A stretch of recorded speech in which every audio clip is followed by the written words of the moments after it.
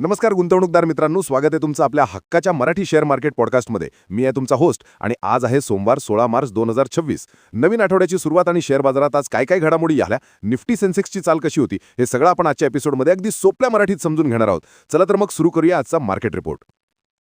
मित्रांनो, आज आठवड्याच्या पहिल्याच दिवशी भारतीय शेअर बाजाराने गुंतवणूकदारांना चांगलीच खुशखबर दिली आहे. जागतिक बाजारातून मिळणाऱ्या सकारात्मक संकेतांमुळे आज बाजाराची सुरुवातच दमदार झाली.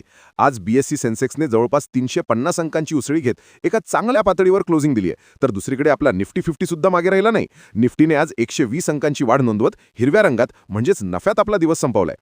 सेक्टर अपडेट्सवर नजर टाकूया. आज सर्वाधिक तेजी पाहायला मिळाली ती बँकिंग आणि आयटी सेक्टरमध्ये. बँक निफ्टी आज चांगल्याच फॉर्ममध्ये होता. एचडीएफसी बँक आणि आयसीआयसीआय बँकच्या शेअर्समध्ये आज जोरदार खरेदी दिसून आली. आयटी सेक्टरमध्ये टीसीएस आणि इन्फोसिसने बाजाराला चांगला सपोर्ट दिला. मात्र दुसरीकडे ऑटो आणि एफएमसीजी सेक्टरमध्ये आज थोडी नफा वसुली म्हणजेच प्रॉफिट बुकिंग पाहायला मिळाली, त्यामुळे तिथे थोडा दबाव होता. लक्षवेधी शेअर्स आणि बातम्यांकडे वळूया. आजच्या काही विशेष बातम्यांकडे.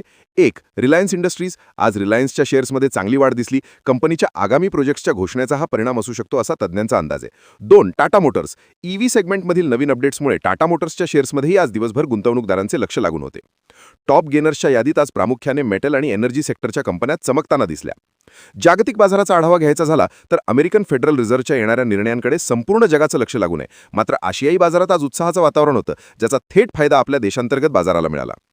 गुंतवणूकदारांसाठी आजचा विचार किंवा सल्ला. मित्रांनो, बाजार आज वर गेला असला तरी शेअर बाजारात अस्थिरता नेहमीच असते. त्यामुळे कोणत्याही टिपांवर डोळे झाकून विश्वास ठेवू नका.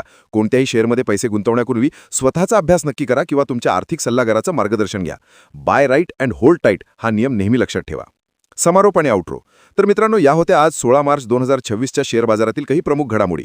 तुम्हाला आमचा हा पॉडकास्ट कसा वाटला हे आम्हाला कमेंट्स करून नक्की सांगा. जर तुम्ही पहिल्यांदाच आपला पॉडकास्ट ऐकत असाल तर आपल्या मराठी शेअर मार्केट पॉडकास्ट या यूट्यूब चॅनलला सबस्क्राईब करायला विसरू नका आणि बेल आयकॉन नक्की दाबा, म्हणजे रोजचे मार्केट अपडेट्स तुमच्यापर्यंत वेळेवर पोहोचतील.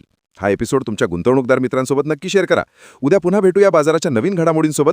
तोपर्यंत शिकत रहा, गुंतवत रहा आणि पुढे जात रहा. Happy investing. जय महाराष्ट्र.